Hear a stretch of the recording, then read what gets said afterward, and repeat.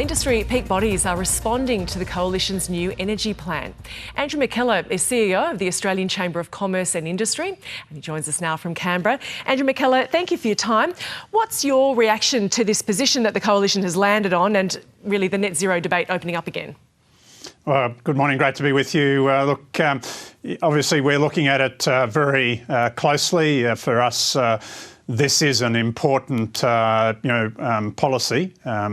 Business does need certainty. If we're going to get the investment in place, for the future, then we need to understand, what is the policy, what's the pathway as we go towards the middle of the century. Are we still complying with the Paris Agreement, and then what's the strategy on electricity, on energy? And look, I think what we've seen to date raises a number of questions. So clearly, on the one hand, the Coalition is saying that it remains committed to the Paris Agreement, but on the other hand, it seems to be casting very significant doubt on a number of the elements that are required if you're going to comply with that agreement in terms of the targets, 2030, 2035 and beyond, and out to the second half of the century. So, I think that's an important level of detail about what does it mean for Australia's position in relation to emissions abatement. And equally, on energy, there are significant questions about, you say you're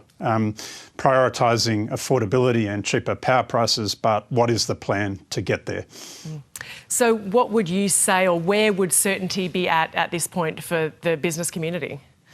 Well, I think, as I say, the business community does have significant questions, and in relation to the way forward on energy, clearly energy costs have been a huge issue for many businesses. Over the past 5 years, we've seen wholesale prices increasing in certainly the eastern states by around 200%. That's making life very difficult in a range of areas. So we need a plan that addresses affordability.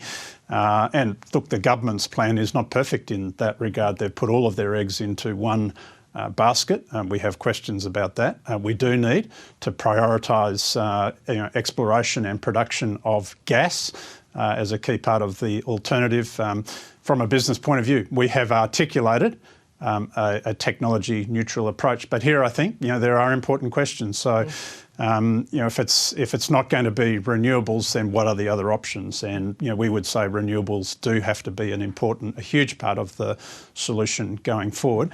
But we need to know what else is on the table. Does it mean extending the life of existing coal-fired generation? Does it mean opening up the door to new coal-fired generation? Are there any other alternatives? And I think that needs to be very clear. What are your thoughts on the Coalition's plan to remove a prohibition on nuclear technology? Well, we're supportive of that, to be honest. So, we would say, why have one arm tied behind our backs? Remove those prohibitions. Of course, that is not to mandate that there will be nuclear energy. We didn't support. We had reservations about the model that the Coalition took to the last election, which was essentially a publicly funded build, own, operate model. If the private market sees that it's potentially viable, then we don't think that should be a constraint.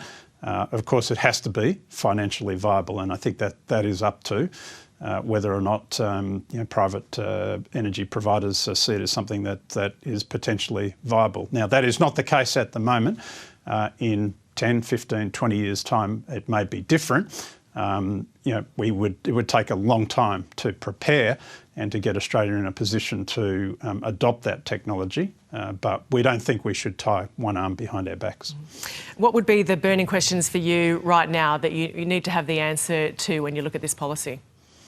Well, I think, to characterise it at the moment, it seems to be a bit of a plan not to have a plan, unfortunately. So I think a lot more detail is required. I think from business, we would want to know, what is the commitment to Paris? What are the targets and the pathway that you see? I mean, climate change, energy, emissions adaptation. It's not a slow jog followed by a sprint. It's a marathon. You have to prepare. You have to lay the groundwork in advance. So I think we want to know that, and we also want to know, what are the specific plans in terms of energy solutions for the future and how you can guarantee that we will have greater reliability and affordability, which we need.